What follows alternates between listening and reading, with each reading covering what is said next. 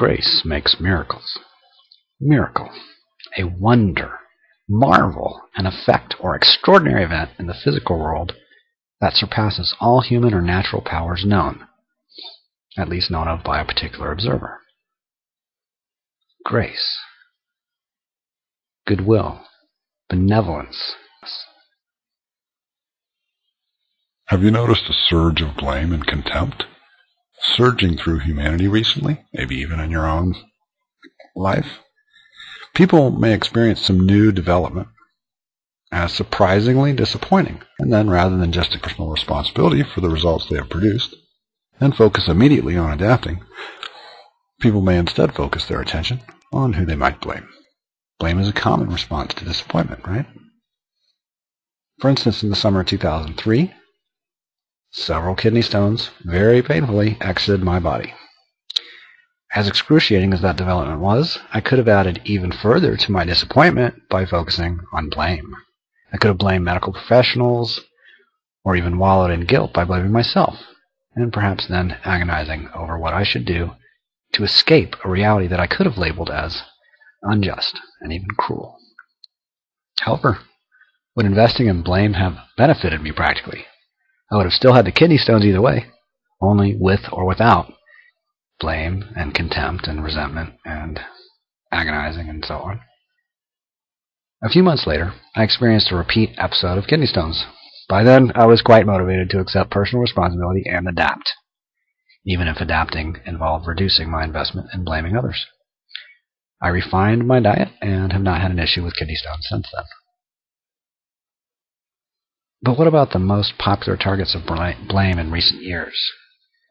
As a huge economic shift has manifested throughout most of the world, many people have blamed politicians and governments or the media, plus a long list of alleged traitors, such as oil company executives, or banks, or foreigners, some foreigners in particular, of course, or criminals, or perhaps their co-workers, or their parents, or their ex. It may seem a little bit weird that we would blame people close to us when there's such an obvious, worldwide or international shift economically. But of course, not all of us are focused on international news. We may really experience it very personally, and we see, errors or negligence or whatever things, we see what other people closest to us are doing and what they're not doing. We might blame them with animosity and contempt. We might blame ourselves. So anyway, like with me and my kidney stones, is there any practical benefit to blaming others? Blame may drive away many other people and thus give someone the opportunity to relax in private, grieve. Maybe not in private, maybe with just, a few people with whom they're intimate and comfortable. Or what I mean by that is maybe not in seclusion, but in privacy with a few other people. However, blame can drive people away, right? If we're really sensitive, if we're really hurting, then we may just, have outbursts of contempt. That's not an unpredictable kind of response after, some really serious surprise. So in many cases, though, there's simply no immediate practical benefit at all to blaming others. There could be a benefit, like in a case of a situation where someone is trying to determine the sequence of events, and we're just saying, well, in my assessment, here's the things that were most contributing to the following effects, right? And we can call that blame. That's fine. It could be, responsible to identify and explore a sequence of events. Who did what, who didn't do what, and so on. But animosity is a different element. But even without animosity, in regard to something very practical like finances, for instance, is there any benefit to blaming others? Like in general. Simply making a long or short list of people to blame does not lead to altering one's actual financial practices, right? I'm not just talking about like a civil lawsuit or calling somebody who's like a tenant who is delinquent in paying a debt. That blame really is unnecessary. That's collecting a debt or making a civil lawsuit or something, or small claims court procedure, whatever. I'm talking about blame, like animosity, like contempt in particular. So adding blame along with the same old patterns of financial activity or any other activity, but let's go with financial activity.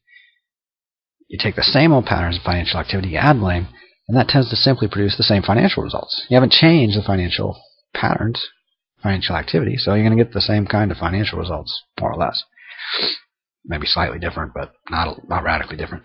By adding blame to one's old habitual practices, one can expect exactly the same disappointing results in one's finances, plus consume energy in producing a foul mood with all that blame and contempt, perhaps to the point of exhaustion and self-sabotage. By the way, I know what I'm talking about here in regard to the results of blame. By investing in blame, I personally produced a series of financial disasters, as well as another very notable health catastrophe. My kidney stones were in the summer of 2006. However, I only slightly adjusted my diet after that, rather than actually shift from habitual blame to focusing on the conscious practice of responsibility and grace. The next winter, which was early 2007, I experienced an even more severe health issue, a neurological breakdown that resulted in me losing the ability to use my right leg. With my neurological function greatly reduced, I only slept for a total of a few hours per week, so I was also noticeably delirious, in addition to suddenly being unable to walk. I was 35 years old at the time. Sometime around then, I not only discontinued my highly concentrated investment in blaming others, but I also began to withdraw my habitual investment in blaming myself. Even though I could not walk, and soon abandoned my original hopes for recovering physically, I noticed that I was frequently happier than usual, and I was curious about how that came to be. Perhaps a factor in that new happiness was the interruption to the habit of blaming myself for any disappointments or challenges in my life. Again, blaming myself was really not much different than blaming others, at least in regard to otherwise continuing my same old everyday habits and thus still producing the same old results of those same old habits, like financial activities or diet, whatever. Blaming others, I experienced resentment and was prone to explosions of contempt towards most anyone. Plus, in regard to everything else in my life, I continue the same everyday practices and results. In contrast, if you want to call it a contrast, blaming myself, I still had otherwise the exact same everyday practices and results, plus other people might have said that I seemed noticeably depressed, rather than being, irritable when I'm blaming others. In other words, whether blaming others or blaming myself, I was still doing the same old stuff otherwise, so I kept getting the same old results. The habit of blame does not produce a major shift in the rest of one's habits. So those habits typically just keep producing the same range of results that they've always been producing. In other words, the habit of blame may be focusing away from adapting. So have you ever considered the possible effects of gratitude and the habitual practice of goodwill? When I could not use my right leg, I suddenly was extremely grateful that my left leg was working. I could still operate my car with the one leg that was working. Also, a walker was donated to me, so I could get around pretty well in grocery stores and medical offices and the post office. Plus, I was focused on the possibility that other people might help me in various ways. I humbly asked for help and often received it. I appreciated other people's functionality and assistance. Plus, I even sometimes told them so. An unexpected benefit of gratitude and friendliness for me was the development of a charming sense of humor. I could either be unable to walk while friendly and grateful, or unable to walk while miserable and spiteful. And remember, I could get away from other people, but I couldn't get away from me. So you can, some of us have choices as to what kind of people we associate with. But how about our choice as to how we actually live? So if someone brought up how horrible the weather was or the economy, the latest popular traders to blame, I could either be condescending and harsh, which I have done sometimes, or accepting and gracious. By the way, I found that being condescending condescending, tended to produce less favorable results. Sure, I could harshly preach to others about how idiotic it was to habitually invest in blame and how they were to blame for the results of their own stories of victimization. However, how beneficial would it be for me to habitually invest in condescension? Or for you, for anyone. Rather than label anyone as the victim of their own blame, I could instead habitually presume innocence. Only blame is to blame. People either recognize that already or not yet. At least that's how I can, think of it. I can think of things in many different ways. I can think, innocence, that's the fundamental reality. Only blame is to blame. People either recognize that already or not yet. If I blame someone else for investing in blame, that's an instance of me investing in blame. Once the habitual pattern was clear, a totally new possibility was available. I could be gracious. I could practice grace. I could share my stories and assist others in relaxing into adaptiveness. Plus, I might open the way to an enormous flow of prosperity for myself and others through promoting adaptiveness graciously. The meek shall inherit the earth is the translation of an old idea from the Hebrew Psalms, chapter 37, which could also be paraphrased as, the gracious have traded their habits of blame for a receptivity to inner peace, personal responsibility, practical adaptiveness, and overflowing prosperity. That reminds me of another famous warning from ancient spiritual teaching, condemn not. See Luke 6:37, Matthew 5:22, my favorite of these, and John 3:17, 8:11, and 12:47. Graciousness is receptivity or attraction. Blame is rejecting or repulsiveness. Both may be valuable in their own way, but the two tend to produce very different results. Blame may be very useful in some cases, but blame is often collapsed with animosity, which is a spiritual state of ill will or illness or madness. In contrast, grace is the gateway to prosperity. Grace makes miracles. I'm going to comment on the madness thing. The definition of insanity is doing the same thing over and over and expecting different results, but only blaming somebody while still doing the same thing over and over. See how that fits together? We add blame to it, so we're mad now, but maybe enraged even, but we're still fundamentally doing the same kind of stuff otherwise and getting the same results. We think resentment is going to change our results. Well, it can, but not necessarily for the better. Grace is the gateway to prosperity. Grace makes miracles. I've been publicly promoting adaptiveness to predictable economic transitions since my first publication in early 2003, alerting my audience to an emerging financial conservatism, especially in lending markets, which is also known as a credit crisis. When people lend less, when they borrow less, that's credit crunch or credit crisis, credit contraction, a deflation. Anyway, that produces a destabilizing of real estate prices as well as stock prices. I even identified the catalyst for that emerging shift in general financial conservatism as rising fuel prices.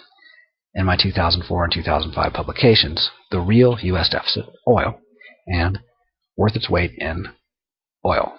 Again, those were in 04 and 05 when the rising fuel prices really hadn't made headlines yet. They were barely rising, or relatively speaking, they hadn't risen very much by that time. So I was explaining why they had risen from 1999 to 2004 and 5, and explaining the very, very high probability they would continue to do so, and how that related to people having less money to borrow and less money to spend and less money to invest in stocks, and the natural consequences of all that. So anyway, I still had something to learn about grace. I had, all this analytical competence. That's great. But I still had something to learn about grace.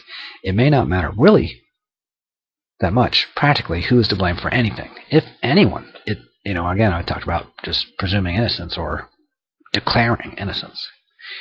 It may make a huge difference, though, for one's health as well as one's finances and even personal relationships to shift from stubborn blame to receptive grace. How could shifting from stubborn blame to receptive grace make a difference in your health or your finances or your personal relationships? consider that you actually have no idea. I mean, you can kind of imagine you might be happier, right? You might notice that all sorts of contempt are gone. The exhaustion of putting all that energy into it is available, so you'll be, maybe more experience of aliveness and vitality. But what actually would result from that, like if you actually changed your basic habits, just intuitively and naturally, man, or with the assistance of other people who are competent in those areas, wow, you can have just incredible breakthroughs. For instance, I recovered the ability to walk overnight. Anyway, some people use language like this. Any rejection or condemnation of any development or any of God's creations is a condemnation of God's creation and of God. Others might simply say that condemning any of life is still condemning life. The spirit of the two phrasings is identical for me. So for those who are willing to discontinue animosity and condemnation, even if you have kidney stones or can't walk, I invite you to reply to me, like by email or whatever, if you're willing to discontinue animosity and condemnation. Reply to me. Send an email, whatever works for you. We can gratefully and graciously receive the fullness of the blessings available. Again, beyond what you might now recognize as possible. Thanks for your interest.